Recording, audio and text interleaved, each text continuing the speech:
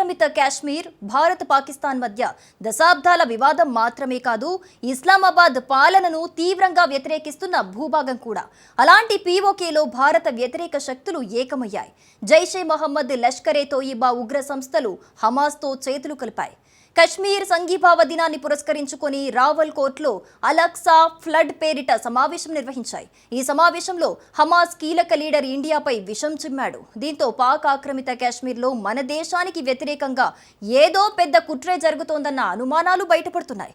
ఇంతకు పీఓకేలో ఏం జరుగుతోంది? మిడిల్ ఈస్ట్లో మారణ హోమానికి కారకులైన హమాస్ ఉగ్రవాదులు పాక్ ఆక్రమిత కాశ్మీర్లో ఏం చేస్తున్నారు? భారత్పై అక్టోబర్ 7 తరహా దాడులకు పాక్ పథకం రచిస్తోందా? అందుకే హమాస్ను పీఓకేలో దించిందా? అదే నిజమైతే అతిపెద్ద ముప్పు ఎదుర్కొనేందుకు మనం సిద్ధమేనా? Let's watch.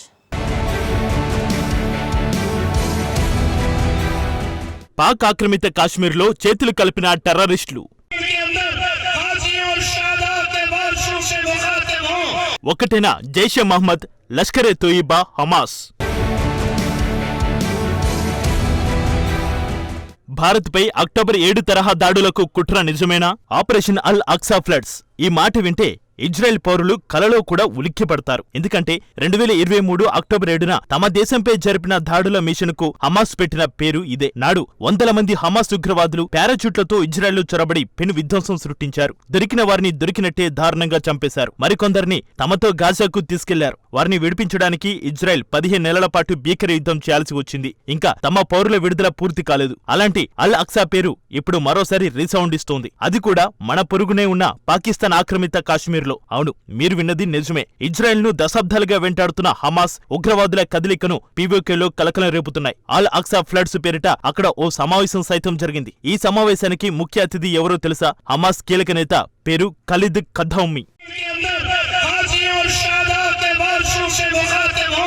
పాక్ ఆక్రమిత కాశ్మీర్లోని రావల్ కోట్లో జరిగిన Kashmir solidarity and Al Aqsa floods సభలో ఖలీద్ చేసిన కన్నింగ్ కామెంట్స్ ఇవి. పాలస్తీనా ముజాహిద్దీన్లు, కాశ్మీర్లోని ముజాహిద్దీన్లు ఇప్పుడు ఏకమయ్యారని, న్యూఢిల్లీలో రక్తం చిందించాల్సిన సమయం వచ్చిందని, కాశ్మీర్ను భారత్ నుంచి వేరు చేయాలని సంచలన వ్యాఖ్యలు చేశాడు. ఇదే సభ సాక్షిగా జైషే మహమ్మద్, లష్కరే తోయిబా, హమాస్ సంస్థలు ఒక్కటేనట్టు ప్రకటించాడు. పాక్ ఏటా ఫిబ్రవరి 5న కాశ్మీర్ సంఘీభావ దినోత్సవాన్ని పాటిస్తోంది. ఈ కార్యక్రమం అసలు లక్ష్యం భారత వ్యతిరేక ఎజెండాయే. కానీ ఈసారి హమాస్ను ఆహ్వానించి భారత్ను సవాల్ చేసింది. పైగా ఆ కార్యక్రమానికి అల్ అక్సా ఫ్లడ్స్ అని పేరు పెట్టి 140 కోట్ల భారత పౌరులను బెదిరించే ప్రయత్నం చేసింది. హమాస్ నేత ఖలీద్ కాశ్మీర్లో పోరాటాన్ని పాలస్తీనాతో ముడిపెట్టి మాట్లాడొచ్చని ఇంటెలిజెన్స్ వర్గాలు అనుమానించాయి. చివరకు ఖలీద్ అదే చేశాడు.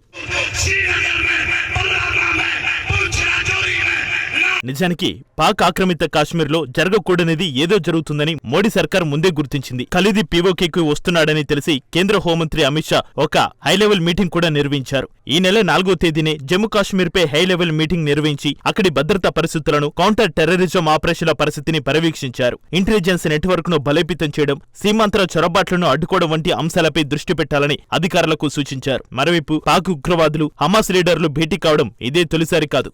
గతేడాది ఆగస్టులో హమాస్ నేతలతో లష్కరే ఉగ్రవాది సైఫుల్లా ఖలీద్ భేటీ అయ్యాడు. ఖతార్ రాజధాని దోహా దీనికి వేదికైంది. 2018లో సైఫుల్లాను అమెరికా ఉగ్ర జాబితాలో చేర్చింది. లష్కర్ చీఫ్ హఫీజ్ సయీద్ కు అతడు అత్యంత సన్నిహితుడు. ఈ భేటీకి ముందు అంటే 2023 డిసెంబర్లో పాక్లోని ఇస్లామాబాద్లో అల్ అక్సా మసీదు పవిత్రత పేరుతో ఒక కార్యక్రమం జరిగింది. ఈ కార్యక్రమంలో టెహరాన్లో హత్యకు గురైన హమాస్ చీఫ్ ఇస్మాయిల్ హనియే పాల్గొన్నాడు. ఈ సందర్భంగా పాకిస్తాన్ను ధైర్యవంతుడిగా కొనియాడుతూ పాకిస్తాన్ నుంచి ప్రతిఘటన ఎదుర్కొంటే ఇజ్రాయెల్ క్రూరత్వం ఓడిపోతుందని చెప్పాడు. అప్పుడే హమాస్, పాకిస్తాన్ బంధంపై అనుమానాలు మొదలయ్యాయి. పీఓకే సమావేశంతో పూర్తి స్పష్టత వచ్చింది. అయితే హమాస్ ఉగ్రవాదులకు పాక్ ఆక్రమిత కాశ్మీర్లో ఏం పని?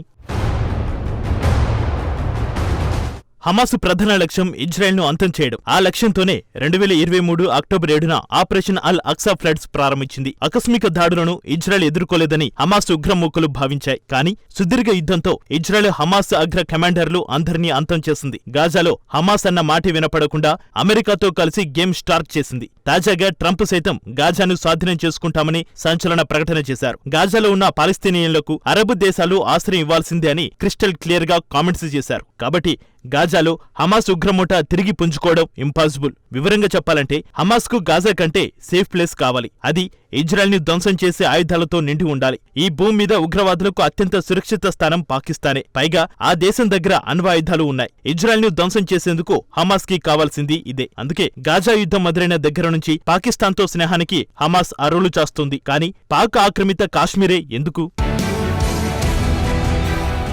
హమాస్ లాంటి ఉగ్ర సంస్థకు పాకిస్తాన్ ఊరికే సాయం చేయదు. ఇజ్రాయెల్పై ప్రతీకారం తీర్చుకునేందుకు తాము సహాయపడతాం కాబట్టి భారత్పై ప్రతీకారం తీర్చుకునేందుకు హమాస్ను తమకు సాయపడాలనే డిమాండ్ను ఇస్లామాబాద్ పెడుతుంది. మన దేశంపై అక్టోబర్ 7 నాటి దాడులు చేసేందుకు పీఓకే భూభాగం సరిగ్గా సరిపోతుంది. బహుశా అందుకే పీఓకేలో ఉగ్రవాద గ్రూపులతో కలిసి హమాస్ అల్ అక్సా ఫ్లడ్స్ పేరిట సమావేశం నిర్వహించి ఉండొచ్చు. కాశ్మీర్లో ఇండియన్ ఆర్మీ ఆపరేషన్లతో జైషే మహ్మద్, లష్కరే తోయిబా బలహీనపడ్డాయి. దీంతో హమాస్ను రంగంలోకి దించాలని పాక్ ప్రయత్నిస్తున్నట్లుగా తెలుస్తోంది. అదే నిజమైతే మన దేశం సమస్యలో చిక్కుకున్నట్టే. హోంమంత్రి అమిత్ షా సైతం హైలెవెల్ మీటింగ్ నిర్వహించడానికి ఇదే కారణం అనే చర్చ జరుగుతుంది. నిజానికి హమాస్ని ఇప్పటివరకు మోడీ ప్రభుత్వం ఉగ్ర సంస్థగా గుర్తించలేదు. కేవలం రాజకీయ సంస్థగానే పరిగణిస్తూ వచ్చింది. ప్రస్తుత పరిస్థితులు చూస్తుంటే హమాస్ను ఉగ్ర సంస్థగా గుర్తించే సమయం వచ్చినట్టే కనిపిస్తోంది. కానీ ఇదొక్కటే సరిపోదు. పాకిస్తాన్ కుట్రలకు చెక్ పెట్టేందుకు అన్ని రకాలుగా సిద్ధం కావాలి. వివరంగా చెప్పాలంటే పీఓకేను సొంతం చేసుకోవడం ఒక్కటే భారత్ ముందున్న ఆప్షన్. కానీ అదెలా సాధ్యం? నిజానికి మెజారిటీ ప్రజలు తమను భారత్లో విలీనం చేయాల్సిందిగా ఓటేస్తే పాక్ ఆక్రమిత కాశ్మీర్ భారత్లో కలవాల్సిందే. అందుకు సంబంధించిన రిజర్వేషన్ 1948లోనే ఆమోదం పొందింది. రెఫరెండం నిర్వహించి ఓటింగ్ ఆధారంగా పీఓకే ప్రజలు ఎటువైపు ఉండాలో నిర్ణయించుకుంటారని, దాని ప్రకారమే పాక్ ఆక్రమిత కాశ్మీర్ భవిష్యత్తు నిర్ణయం జరుగుతుందనేది ఆ తీర్మానం సారాంశం. పీఓకేలో ప్రజాభిప్రాయ సేకరణ జరిగిన తర్వాత భారత ఆధీనంలో ఉన్న కాశ్మీర్ ప్రాంతంలో రెఫరెండం నిర్వహించాలని పేర్కొంది. కానీ అప్పట్లో రెఫరెండం నిర్వహించడానికి పాక్ నిరాకరించింది. ఐక్యరాజ్య సమితి కేవలం భారత కాశ్మీర్లో మాత్రమే రెఫరెండం నిర్వహించాలని తీర్మానం చేసింది. పీఓకేలో కాదని అడ్డంగా వాదించింది. ఇప్పుడు కూడా పాక్ ప్రధాని షరీఫ్ పీఓకేలో అవే వ్యాఖ్యలు చేశారు. కాశ్మీర్ వివాదంపై భారత్తో శాంతి చర్చలకు సిద్ధమంటూనే ఐక్యరాజ్య సమితికి చేసిన వాగ్దానాలను నెరవేర్చాలని, పరోక్షంగా మన కాశ్మీర్లో ఓటింగ్ నిర్వహించాలన్నారు. నిజమేమిటంటే 1948 రిజర్వేషన్ ప్రకారం ముందు పీఓకే, గిల్గిట్, బాల్టిస్టాన్లో రెఫరెండం నిర్వహించాలి. అది కూడా ఐక్యరాజ్య సమితి పరిశీలన బృందం పర్యవేక్షణలోనే జరగాలి. కానీ ఇప్పటివరకు అది జరగలేదు.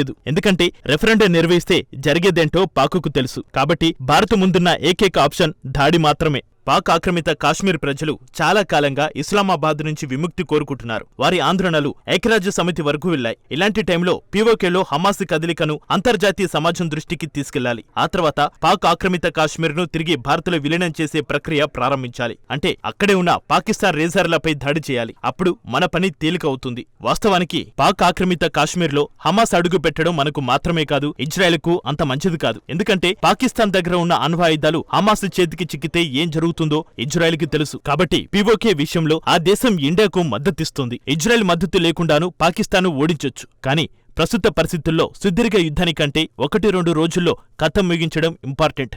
లేదంటే ఆర్థికంగా ఇబ్బందులు ఎదురవుతాయి. మరి ఈ విషయంలో మోడీ సర్కార్ ఏం చేయబోతుందో తెలియాలంటే మరికొంతకాలం వేచి చూడక తప్పదు.